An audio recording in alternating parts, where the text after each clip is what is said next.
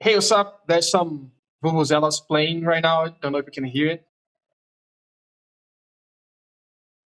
Yeah, apparently some soccer team scored a goal or something. They really like this kind of stuff. I don't. Anyway, welcome to Quaverse, the newest, best podcast about what, Felipe? About technology and also about anything that you want to talk about. What he said, which what make well, there's a focus on technology, but we're gonna be talking about most things apparently. So today I want to talk about something that I was reading yesterday, and for me is a very cool idea. This guy is the creator of Gumroad, and Gumroad I think is a way to sell digital products online, if I'm not mistaken. And do you know Gumroad, Luis? No, I should have looked into it. No, but I think it's just like a way to, I have an ebook I can sell there. I have a course I can sell there. I think that's the idea, but that's not important.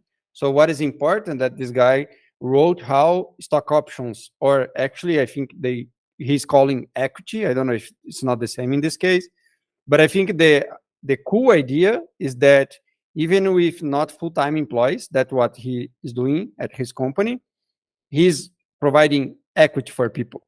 So the way that it works, it's basically you, like when you send your invoice because you're a freelancer, then you can choose a part of your invoice to be converted in equity. And I think it's maybe confusing, like it's not a concept that is very clear, because for me this guy is creating it.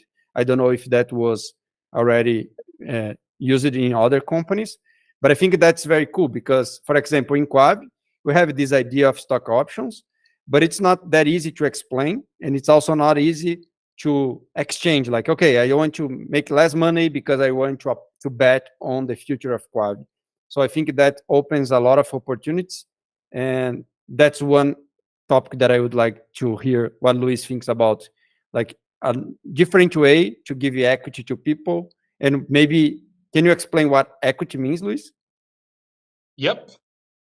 In simple terms, I'm not really like I'm not equity savvy, market savvy, but equity would be like a part of the company, right?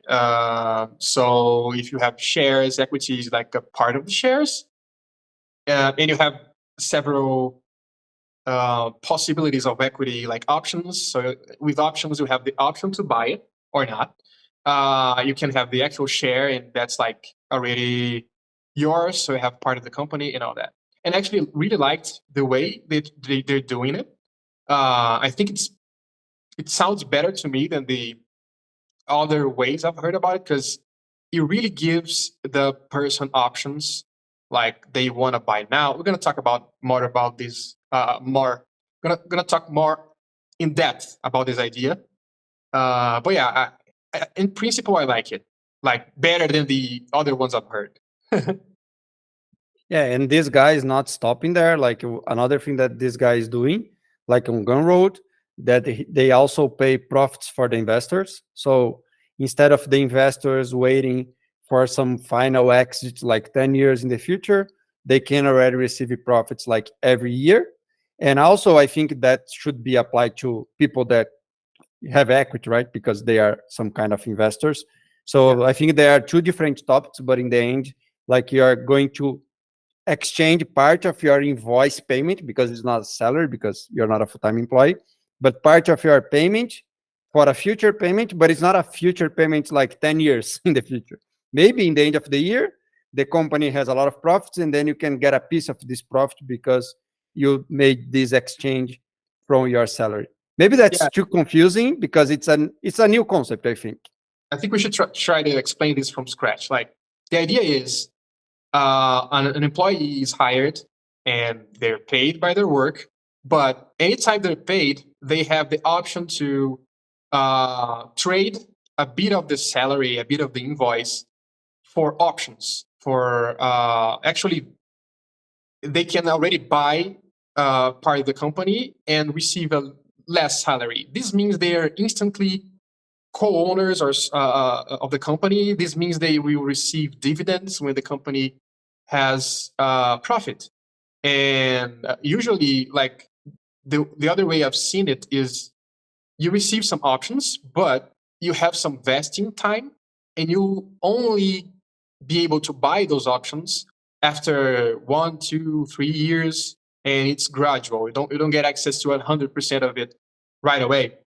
This way, you get access to 100% of it, but you have to buy it using your invoice, meaning the company trades money for shares, for options, and the employee also trades the money he could receive now for like profit in the future, participation in the company in the future, meaning they believe the company is going to grow and all that. That's the idea.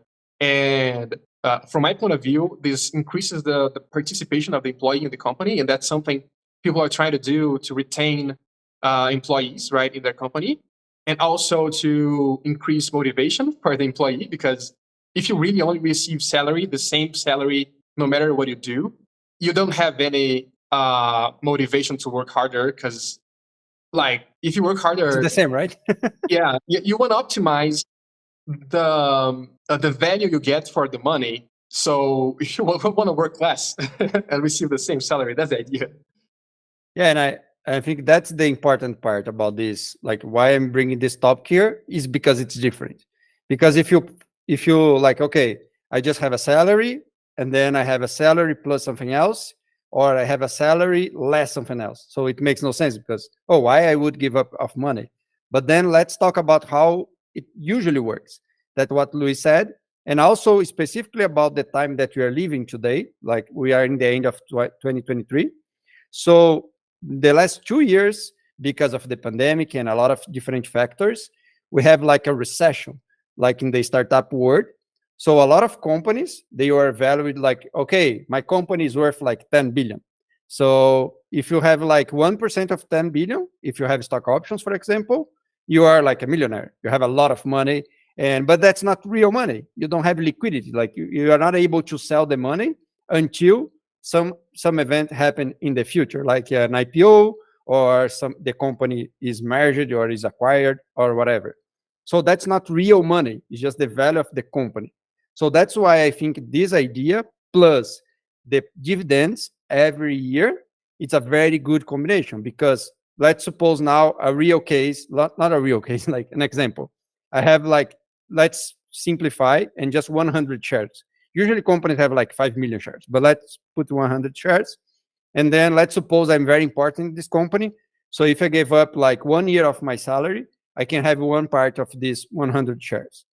And then if this company is growing and it's a profitable company, that is a very important concept nowadays. Maybe 3 years ago, nobody cares about profit, but now it's very important. So let's recap. 1 year of my salary, it's equal one part of these 100 shares. So I have 1% of the company. So let's suppose this company is growing as crazy. And then this company is growing like 20x in profit every year. So if you do a quick math, you can see like 1% that I can buy with my salary. Maybe the company has like 50 employees. So let's suppose this company revenue is like 50 million, and then the profit is like 10 million. So 1% of 10 million can be a lot of money. In this case, it would be $100,000. So maybe my salary is going to be paid very fast if the company continues to grow. And then that's my choice. Like I want to exchange my payment right now for a future payment that I can control, because I know how much profit the company is doing, and I am also working for the company. So I can make impact in the profit that I'm going to receive.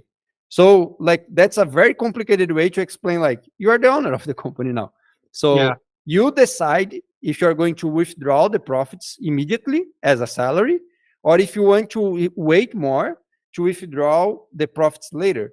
So it's a lot of control in the hands of who is working. And I think that's a concept that is really nice.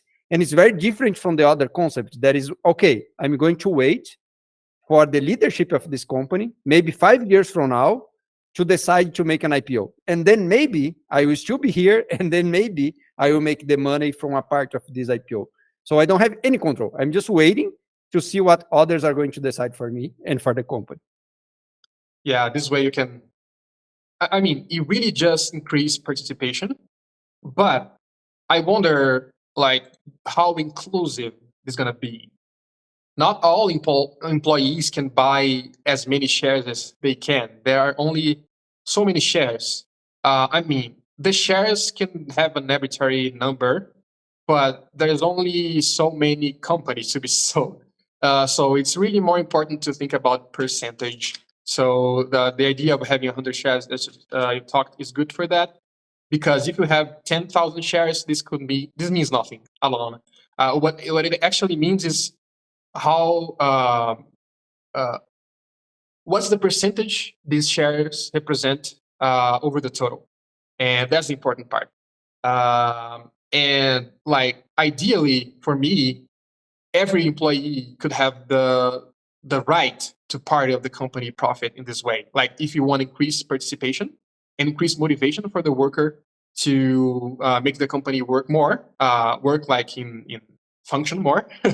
um, Ideally every employee could have that option, but because we're talking about shares, this is limited somehow. So at first everyone's gonna, like, the most important employees like devs, the sellers, and all that are gonna be able to buy it. The less quote unquote important, I don't like calling them less important, but like the janitor, like the secretary, like people who literally earn less, they're gonna have less power to buy it, and they're gonna have less impact with this sort of measure. Although I still think it's better than the other options. It's a step in the right direction, in my opinion. But I wonder how this scales with time. On a lot of time, most of the available shares are sold already. So what now? From home, you're gonna buy the shares if most of them are sold. Yeah, I don't know how this Yeah, but works. the value of the shares are going to float over time. People are going to leave over time. People are going to sell shares. I don't know exactly what's the model they are proposing. If you're allowed to sell shares, because I could like, okay, I want to buy a house now. So Luis, do you want to buy my shares? And that's the how much they are worth right now. So you can pay. That's called usually a secondary, like when you exchange shares, not directly from the company, but from third parties. So I think that's an option. But of course, there is no perfect model, especially if you try to include everybody. So as the case you said, like about the janitor, and maybe like we had a discussion like recently about this because of there is a movie about the 9/11, and then they need to Yeah, calculate like how much each person that lost their lives was worth it. So I think that's very hard, right? Like it's hard to measure, but in the capitalism, that is the system that we live, it's basically how much you can produce for others to make money on top of your work. So in this sense, like the janitor is not a key component of the company, as for example, the developer that's creating a feature that the clients are going to use. I know you can argue, but oh, without the janitor, the developer is not going to work because they need to have a clean space. So, but it's that's the system that we are inside. That is how much your work is worth it, is how much you are worth. That's why I'm connecting with the 9/11 discussion, because that's basically how it works, right? If you yeah, make a lot of money, you are worth it, a lot of money. Even in English, I don't think Portuguese you say that, like you are worth this, but in uh, English, people from the business side they say, oh, this guy is worth that much, and for me it's a little bit weird because in Portuguese you don't say like that, but people are like money in our system. Have you heard about zCloud? Cloud shouldn't be hard, but today is really hard. zCloud is a very easy solution, and with support with real human beings that know what they are doing. They know everything about DevOps and also development, so they can help you even with code issues, so you can go live without any problems. We also help with migrations. So if you want to have like better results and to focus on profitability for your company, check our website zcloud.ws and schedule a demo or watch the recorded demo. suppose I buy 1% of the shares right now, and I keep it, and I leave the company. I leave with the shares, right?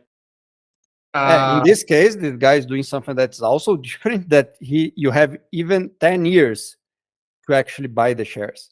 That part's a little bit confused because if you swap your equity, but I think you swap for the opportunity to buy. I don't get it Oh, so 100%. so you buy the options. You don't buy the actual shares right away. You buy the option of the share. Yeah, But I think the point to exercise is maybe about the how much it's worth it at the time that you convert into real money. Yeah. But anyway, you can exercise in 10 years, just to complement what you're saying.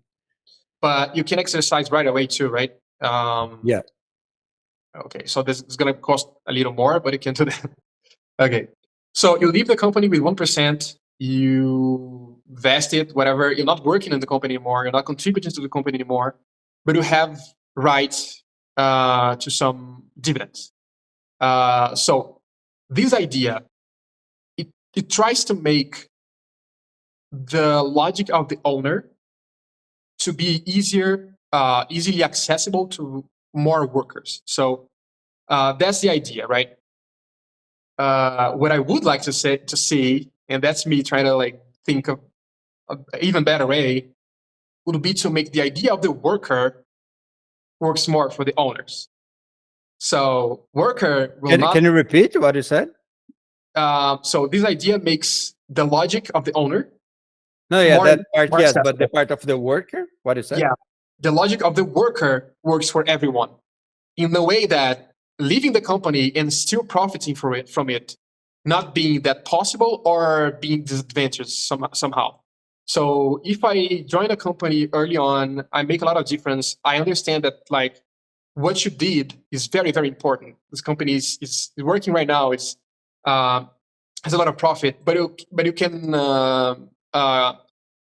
earn money without working anymore for 10 years or more if you never sell it. So you can earn money forever theoretically, given that the company doesn't die or anything. Yeah. So yeah. But you are saying that you don't like this model, right? I like this model compared to the other ones I know. I'm saying what I would like to see it going. Like even better one would be you earn for your work and that's it, and that's for everyone. If you leave the company, you can even like if you have had a very high impact, you can even earn X years of money, like for retirement anyway, like but not forever. You know, you're entitled for company profit forever in this model. And that's the logic of the owner. The owner is entitled for the company profit forever, as long as it's profitable, of course. That's a risk. It can not be profitable. I think one step further into that would be you're worth your work. And yeah, I understand your idea. Like you need to be engaged in the company to make money. That's basically the idea. Or you have a limit of the time that you can be absent from the company. At least a limit. This a paid leave, but there is a limit. So now you're not, you don't make this way. anymore. The shares could return to the company somehow. Like let's say the company buys the shares from you after X years. So we have the paid leave. Then the system can reset because now the shares are now again to be bought by new people who are going to again be really motivated to work and make the company continue to work. Because if a lot of the company owners are outside of the company, if this happens sometimes, and sometimes it happens a lot actually, the people who are actually there are not really motivated to make good things. And we saw that like companies that go public, these are a big issue, right? Because they go public, people buy shares to own the profits without doing anything. And with time, so many shares is outside the workers in the company that now the company is dead. There is no connection between the stocks and the people that are working there. So it doesn't matter like what you do because you're not losing stocks. I think this happens to Americans in Brazil somehow, right? The guys who were in charge of the company, they didn't really have a motivation to do good work. So they just got a lot of money in their pockets and went away. And that is just going back to the janitor case, because I think that is one idea that I did in the past, but it unfortunately in the end the company was not profitable. But the idea is to use time. So let's think about the same case of the janitor that is not making a lot of impact, but maybe one way to buy equity is using money, using the invoice that you can exchange for equity. But another way is just time. So maybe 80% and 20%. So you need to use money for 80% of the equity that you can buy, but 20% is even distributed just because of the time. So if I am as a janitor, I am there for a year, and Luis as a dev is there for a year. Doesn't matter. The 20% is the same for everybody. You don't have a way to buy this part. Of course, the other part you can buy. Otherwise, like maybe the janitor is going to make the same as the developer, and the developer say, okay, but I am more important. Like, but anyway, but at least the time you could have some way for the janitor. If they stay there for like 10 years, maybe they will make the same as a developer that is there for 1 year. It's not perfect, but it's more balanced. And I think it makes sense because I don't like to put some artificial factor there and say, oh, the janitor Yeah. has the same impact as the developer. Because No, yeah. of course it's not. Yeah. Yeah, that makes a lot of sense. I think ideas that try to make a baseline like that, those are really nice. I really like that. It resonates with me, you know. Anyway, the time is one. It's a good one, actually. And it's going to be an art to actually measure how much is much. Like 20%, is it good? Is it bad? So, and that's something hard to change. This is a problem because, like, that's something hard to change. Once you set to 20%, it's 30% for the people who are there, and then you want to change it. It can be unfair to the new people, but the guys that already received 20%, they're already fine. It gets political if you want to change this kind of stuff later. So it's going to be an art to nail down the correct ratio, and this can be different from business to business to market, from market to market. It's a bad idea to try and make everything the same. Make everything be the same. Yeah, one, like let's switch just a little bit the topic, but not entirely, to talk more about profit because I think profit is a key component on this. Yeah. Because if you have the equity of a company that's not profitable and the market now is not the crazy market from 2020, so it's probably that you're not going to make any money. So that's just a game to keep you engaged because you're not going to make money. So it's worth literally nothing. So let's set that aside and let's think now we think about profit. Maybe this podcast episode can be very bad in 5 years because you get crazy again and you don't care about profit anymore again. But I think right now people are talking about profit everywhere. So profit is important. So this idea of this guy also is connected with the idea of this dividends. So the investors are making money every year, and they have like I think 7,000 investors because I think he made in the past something like a crowdfunding. I don't know exactly what was the model, but then and now what this guy is doing because he's saying like, oh, I have a lot of profit, and I think he wants to de-risk. I think that is a word in English, the de-risk, right? So what he's doing is like he's buy with this extra profit that he has, he's thinking about investing in other companies, but in exchange of profits. So okay, I have $1 million, and I want to buy like 20% of the future profits of your company. So he's looking for companies that they have profit. So he wants to own a share to also have profit. So he's not looking for a company to buy and to sell later. It's basically the idea of holding a stock for a long time and just yield the dividends, but for private companies. So I think again that's different. That's not usual to see this in the market, but now as we are focused on profit for all the companies, basically, I think that's something that you're going to see more often, like more creative ways to distribute profit. And even like, oh, I want to buy your company, but not because I want to sell your company for 10x later, as the VC does right now, but I want to buy your company just to earn the profits from your company. And then you can maybe have some money to put in your pocket right now. So I'm just exchanging time. And that's an important concept that we didn't talk here, but every time that at least for me, that we talk about equity, we are talking about time. So we are buying time because like equity is basically a way to anticipate the time that you need to work for this company to earn this money. So I think for me it's almost the same. Like, oh, I'm buying equity. Actually, you're trying to buy time because then you can have some multiplier of this equity, and then you can work less years or whatever. But anyway, what do you think about this idea of like, okay, now instead of trying to buy a company to sell for 10x, I'm buying a company just to have a little bit of profit? So you're telling me that the contracts are going to be like, I buy 20% of your profit. No, I So think you buy equity, but yeah, but what you're looking for is not to sell the equity, is to okay, earn the okay. profit of this part of the company. That makes sense. It looks like a good way of investing, the right way of investing, but it goes in the idea of like removing from the company its shares, right? It's part to someone who's gonna earn money without working, but they didn't work, but they paid for the shares. So this money can do work now, maybe. Yeah, And the money that they paid could be paid for people that was working before and they have equity, right?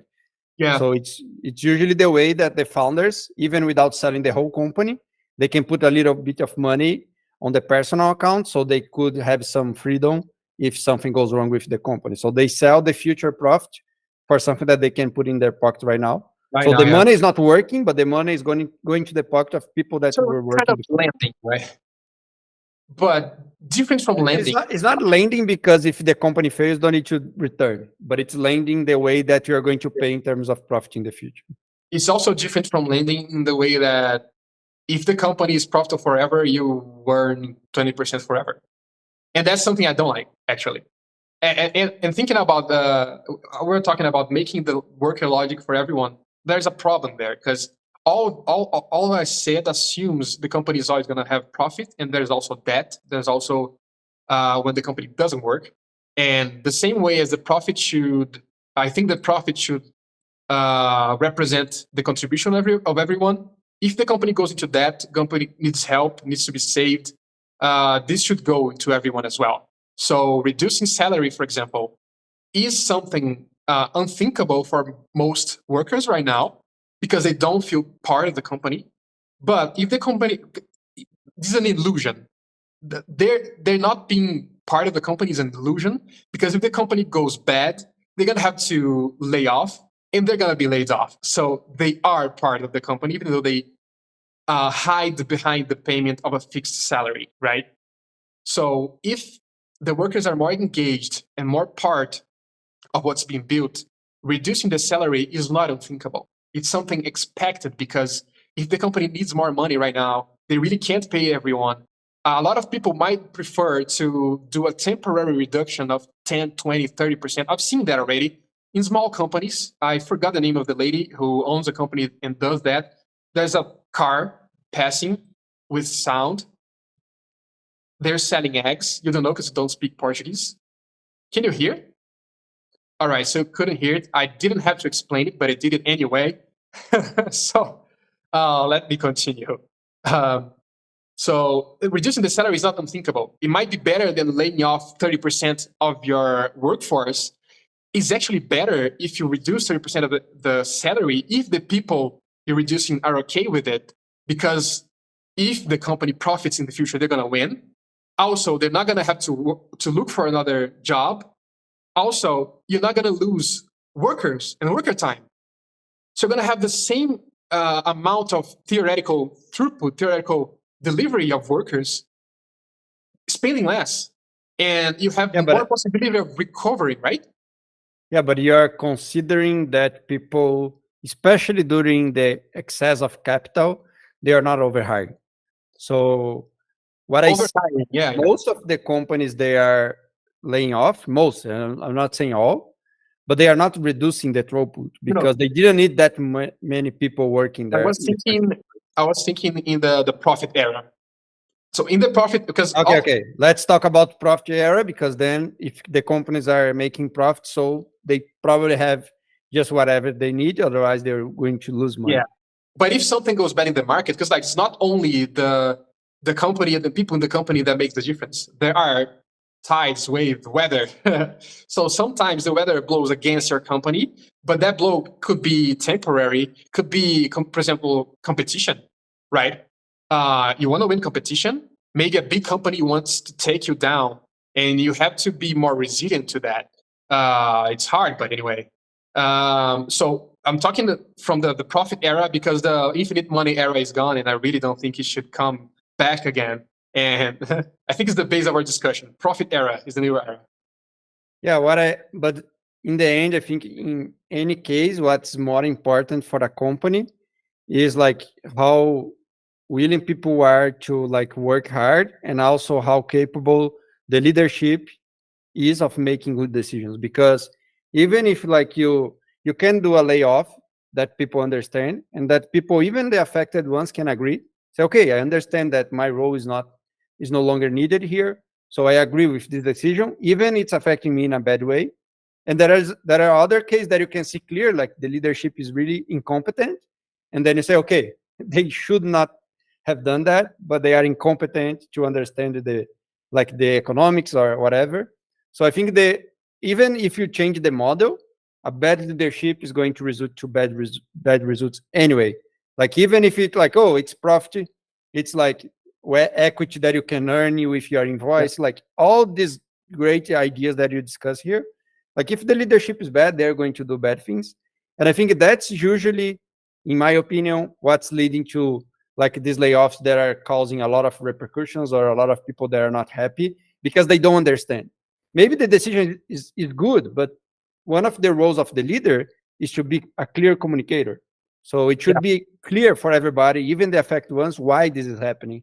Or when mistakes were made, they should assume the responsibility. Say, okay, I am firing you because I hired you in the wrong moment. I didn't need you, and I hired you, and that's my fault. In the end, I know Luis is going to say, "Oh, but it's the leadership fault, but the people are going to lose their jobs." Yeah, but that's No, how but that makes capitalism sense. works. Like, yeah, in my model, I was again assuming something, and what I was assuming is everyone was needed in order to company to work, right? And if you need to lay off people, even though you need them, and I think I saw this happen. The company I was working, they laid off a part of the devs, but I don't think they were like overhired. I think they were needed, but because money was short, they would have to make more with less people. And that I think this happens a lot. A lot of times you lay off people and you want more from the people that stayed. And they have to do like more job. They have to take on job from the other guys. I've seen this a lot actually in France and in companies here in Brazil. I don't know about the US. I don't know about the world. Anyway, so this means they let go people who are actually needed in these situations. If you're letting go people who are not needed, no one's going to do overwork. No need to stretch people and more time hours, more days a week, more responsibilities. If you need to put more responsibilities in people in a way that they're like losing their personal time, then you're under hiring. And you shouldn't have let those people go. You should, like, ideally be able to negotiate the salary and have the workforce with the promise of the recovery of the company and the profit later. But what you said about the leadership, that's crucial. If leadership is bad, they're gonna make all those bad decisions, and there's nothing they could do. I really don't know a solution for that because, yeah, I don't know. Yeah, I think there is no final solution, but I think the profit model is going to be a lot Select. better, Yeah. because I was just in a call with some ladies about marketing and like how to promote our companies and so on. And I was talking to them like, okay, but remember, we don't have investors, like that's our money. So you just want to invest in things that you can see that can get a return. Because when you are investing with money that is not yours, unfortunately, many leaders, they don't care too much because Yeah. it's not their money. So, and you can see this in your life. Like if you just make some money like in a very easy way, you can spend it much more easily because you don't like work hard to earn the money. This makes the Gumroad idea better because selling the options to your employees is a sort of investment they're doing, right? You're getting money for that. So if your investors are your workers, you're not gonna Yeah, have that that's issue. great. Yeah, that's great. Another thing I've seen, I don't want to discuss this right now, but I've heard about, I don't know much about it, but I've heard about models where the clients are the investors. Clients are actually have part of the company somehow, and I think this opens up, unlocks a very new interactions, very new ways of thinking that I really don't know. But maybe for a future episode, stay tuned to Quaverse to hear about all the ways you can invest or not invest or get money from people. Yeah, and that's not a financial advice. I think you should say that. It is. Just kidding. Yeah. It is a financial device. It doesn't mean it's a good one. It just means it's one. Okay, I think that's enough for today. I hope you have learned something. And just please leave a comment, whatever you're listening to this or watching this. And I see you in the next one. And I hope you have a more technical one. This was more like business startup, Yeah. but we are also going to cover more in-depth tech stuff here. Yeah, I'm not a businessman, but I hope I did well. Felipe is going to grade me afterwards. And yeah, welcome to our podcast. This is the first episode. Please pick your chair. Stay tuned. If you need anything, email us. You're going to find our email somehow. And yeah, that's it. See you next time. See you. Bye.